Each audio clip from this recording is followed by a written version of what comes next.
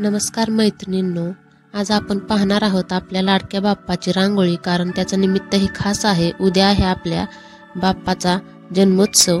तर आपला व्हिडिओ तर सुरू झालाच आहे. सुरुवातीला आपण बाप्पाच्या सोंडेचा आकार काढून घेणार आहोत आणि बोटाच्या मदतीने व्यवस्थित आकार देऊन घेणार आहोत. व्हिडिओमध्ये तुम्ही बघू शकता.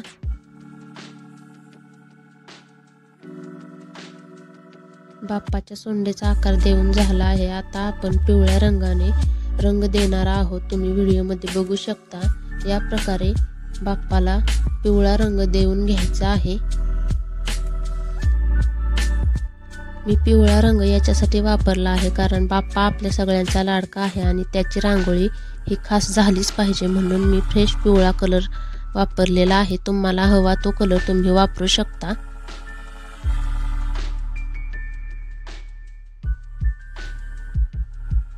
पिवळा रंग देण्यासाठी मी स्टेनरचा वापर केला आहे, कारण याच्यामुळे रांगोळी सगळीकडे व्यवस्थित पसरते आणि आपला वेळही वाचतो, म्हणून मी रंगोली स्टेनरचा वापर करून घेतला आहे. तुम्हाला हवं असेल तर तुम्ही हाताने ही रांगोळी पसरवू शकता.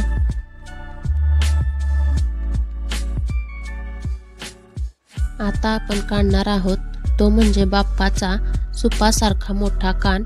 व्हिडिओमध्ये बघू शकता. या प्रकारे आपण बाप्पाच्या कानाचा आकार काढून घेणार आहोत. त्याच्यासाठी मी केशरी रंगाचा वापर केला आहे. बोटाच्या मदतीने व्यवस्थित कानाचा आकार देऊन घ्यायचा आहे.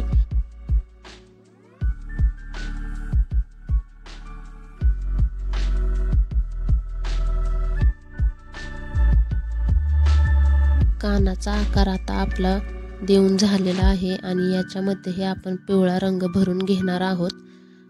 पिवळा रंग भरल्यानंतर आपण केशरी आणि पांढऱ्या कलरच्या रांगोळीने आपण अशा कानामध्ये रेषा मारून घेणार आहोत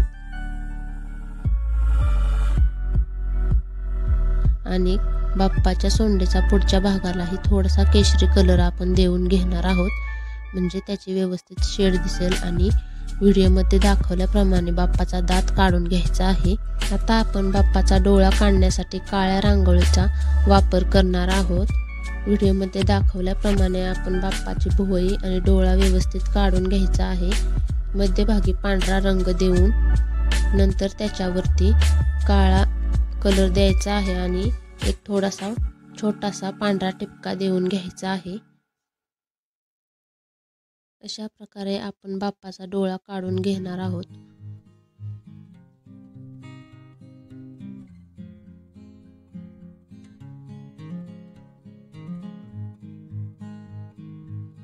तर आता आपण पाहणार आहोत बाप्पाच्या आवडीचं जास्वंदीचं फूल कसं काढायचं ते. तर व्हिडिओमध्ये दाखवल्याप्रमाणे लाल कलरच्या रांगोळीने मी 5 टिपके देऊन घेतले आहे आणि चमच्याच्या मदतीने एका टिपक्याला 3 वेळा पसरवून घेतला आहे. व्हिडिओमध्ये तुम्ही बघू शकता. या प्रकारे त्याच्यानंतर डार्क शेड देण्यासाठी लाल कलरमध्ये काळा कलर मिक्स करून घ्यायचा आहे आणि फुलाच्या मध्यभागी तो रंग देऊन घ्यायचा आहे, म्हणजे याचे डार्क शेड दिसेल. या प्रकारे आपण जास्वंदीचं फूल काढून घेणार आहोत.